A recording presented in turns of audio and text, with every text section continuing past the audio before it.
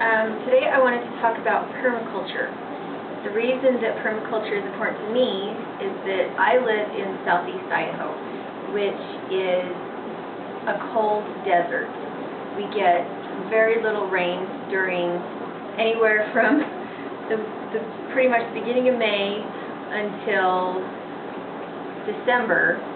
We don't get any precipitation, whether it be snow or rain. In the summer, we get just a tiny drizzle of rain just in time to cut the hay, and that's about all the rain we get. It's not enough that it actually seeps into the ground at all.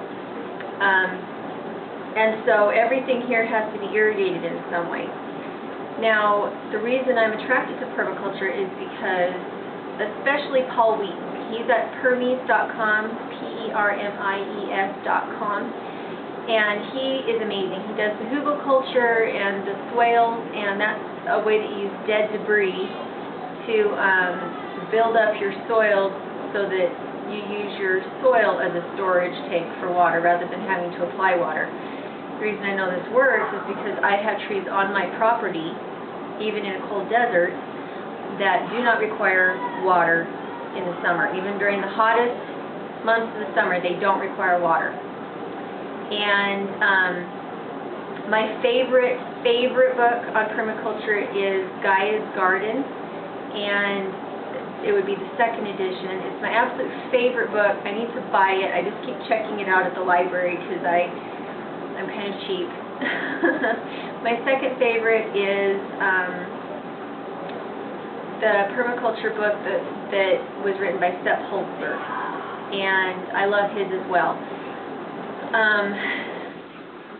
The difference between those and where I live is that I get almost no rain.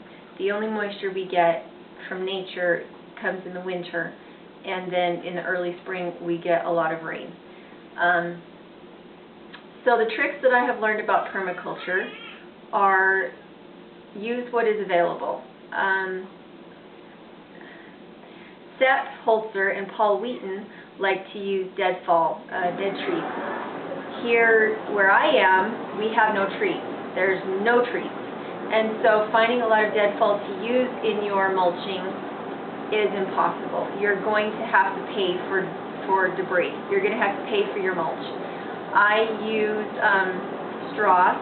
I prefer wood chips because we have a severely alkaline soil that needs to be acidified. But it's difficult for me. I don't have a four-wheeler or anything like that. My first year here, I tried to put wood chips down myself, and I did truckloads and truckloads. I was shoveling it into the truck, and I was shoveling it out of the truck. And I gave myself adrenal exhaustion doing that. So now I've moved to straw. When I do straw, I want old straw, as old as I can possibly get, because then it'll stick in sections. If you get new straw, it'll blow away. When it's windy, it just blows away. So I want old straw that will stick together in chunks, and that straw can keep weeds out really well. You don't want fluffy straw, at least where I am. I prefer wood chips. I can get them from my neighbor. He uses them for bedding for his horses, so they also have nitrogen in them. But it's heavier than straw. It's harder to keep in a bundle until you get it to where you want it. And but get what you can, take what you can. Mulch is carbon. That's what it is. And when you apply a lot of carbon, you have to also apply a lot of nitrogen. Otherwise, the soil bacteria will steal nitrogen from your plants and from the soil in order to break down the carbon. So you have to apply some kind of nitrogen. I use chicken, and it works really well for me. Here's the clicker. It takes at least 2 years to have the mulch improve your soil well enough in a desert where you're not going to be applying water. It takes 2 years for the soil, for the carbon to break down far enough to be able to plant and reliably know that you won't have to water. At least that's been my experience. I tried planting and then applying the mulch, and at that point there's no water under that mulch. What the mulch does is it holds water in that's already there. So if there's not water there yet, the mulch isn't doing anything. It's not breaking down. It doesn't have weeds to hold it down. It takes 2 good years at least to have it be where you want it to be able to plant things. And I made that mistake because I didn't know. Go back to doing it. Now. Go. I told you. Go now. Sorry. So permaculture, when you do permaculture, it's not a quick fix. A lot of the benefit of permaculture is that bacteria.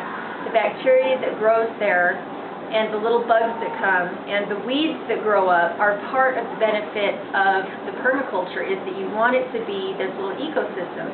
Without the weeds growing up, you have no ecosystem. The weeds will break up your soil underneath the mulch, they will hold water, they will bring up nutrients, and they will shade your plants that you plant there. If you try and keep it a blank slate, then it means that the benefits you can get from those weeds are lost. I use my weeds as a mulch. Once they get to the point where they're too prolific, then I cut them down and lay them in place so that they are the new mulch. So after a while you get to the point where you don't have to reapply mulch. What you're really doing is cutting down your weeds and applying your weeds as a mulch. And you have to be really careful when first planting trees that you don't plant more than you can water if you do have a problem where you do have to water. It's too easy to get excited and be like, oh, I won't have to water anymore, it'll be great. For us, I've got so many trees that I've planted and then have died because I was in a hurry to have it be beautiful. It's so nice to have things be beautiful.